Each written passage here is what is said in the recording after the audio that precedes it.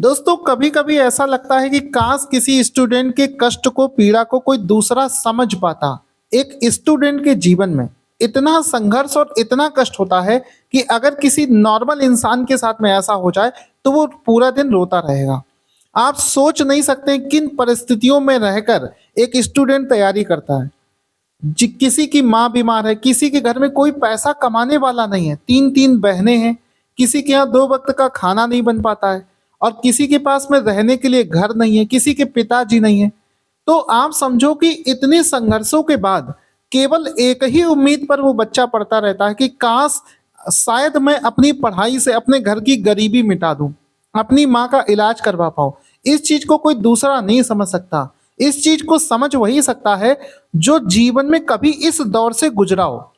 दूसरा इंसान ज्यादा से ज्यादा आपसे ये कह सकता है कि चलो भाई आपको कष्ट है, हम समझ रहे हैं, लेकिन असलियत बात यह है कि उसकी बात को, उसकी फीलिंग को कोई नहीं समझ सकता। केवल वही समझ सकता है जिसके ऊपर ये चीज बीत रही है। दोस्तों पिछले एक साल से मैं खुद बैच चला रहा हूं। हमारे बैच में खुद ऐसे इतने बच्चे हैं कि आप उनके कंडीशन अगर मैं आपको बता दूंगा तो आप रो दोगे। मतलब आर्मी में ऐसी ऐसी जगह पर लोग पोस्टेड हैं, जम्मू कश्मीर में, कि जहां पर वीडियो देखने के लिए इंटरनेट का कनेक्शन उन्हें मिल जाए, जिसके लिए उनको 10-10 किलोमीटर दूर जाना पड़ता है। ऐसे बहुत सारी लड़कियां जिनका डाइवोर्स हो चुका है और वो चाहती हैं कि दूसरे पर डिपेंडेंट ना रहे और किसी भी तरीके से उनका एग्जाम निकल जाए।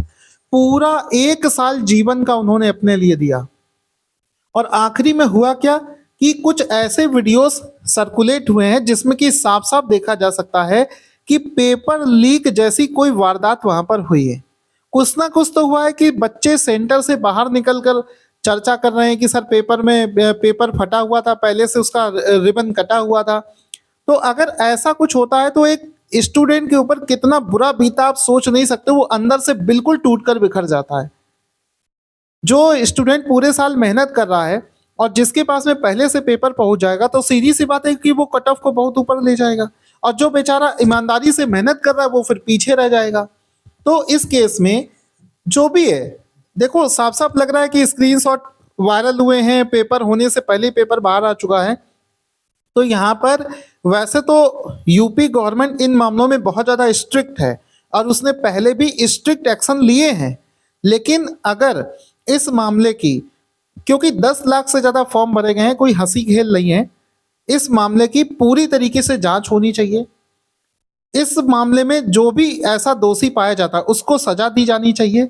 इस तरीके से इसकी फेयर इन्वेस्टिगेशन जो है वो इसमें किया जाना चाहिए, जिससे कि स्टूडेंट्स में कॉन्फिडेंस डेवलप हो सके। दूसरी एक बात और है कि मैं स्टूडेंट के साथ में पहले भी था, आज भी था और हमेशा रहूंगा। आप जहां बताओगे, जिस संघर्ष में बताओगे, जिस मुहिम को चलाने को बोलोगे, मैं आप सभी के साथ हूं। सबसे बड़ी बात है कि स्टूडेंट्स के बिना हम कुछ नहीं है, हम आप सबके सपोर्ट के बिना दोस्तों कुछ नहीं है। हम आप जैसा बताओगे हम वैसा करेंगे। आप लोगों के साथ में हम हमेशा खड़े हैं, हमेशा खड़े रहेंगे। लेकिन लास्ट में आपसे यही कहूंगा कि काश स्टूडेंट की पीड़ा को कोई समझ पाता, क्योंकि मैं खुद एक कॉम्पिटिटिव एग्जाम का स्टूडेंट रहा हूं। मुझे खुद याद है कि 500 रुपए नहीं होते थे फॉर्म भरने के लिए। ढंग से खाना नहीं खाते थे, सोचते थे जिस दिन जॉब लग जाएगी उस दिन ढंग से खाना खाएंगे, और जो खाना भी खाते थे जली हुई रोटी और खराब सब्जी, मतलब जिसको किसी आप जानवर को भी दो तो ना खाए।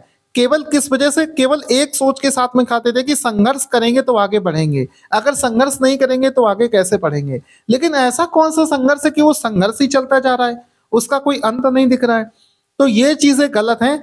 लिटरली मैं बता रहा हूं कि अगर एक स्टूडेंट की आप कहानी सुन लोगे, उसका रहना सहना देख लोगे तो आप रो दोगे। 5 रुपए नहीं उसकी जेब में होता है कि वो जाकर कोई समोसा भी खा ले। इस कंडीशन से एक स्टूडेंट को गुजरना पड़ता है। आप सोच कर देखिएगा, बहुत दुख होगा इसके बारे में आपको। भगवान ऐसी परिस्थिति किसी को ना दे। और उस केस में ये पेपर लीक जैसी घटना होती है तो बहुत निंदनीय है और सरकार को इसके बारे में सही से इसकी जांच करवानी चाहिए और जो भी इसमें दोषी है उसको सजा मिलनी चाहिए। Thank you so much guys. इस वीडियो को ज़्यादा से ज़्यादा लोगों तक शेयर करके इस जागरूकता को बढ़ाएं, इस सरकार तक पहुंचाएं कि वो इस पर कोई सीरियस एक्शन ले। Thank you so much guys.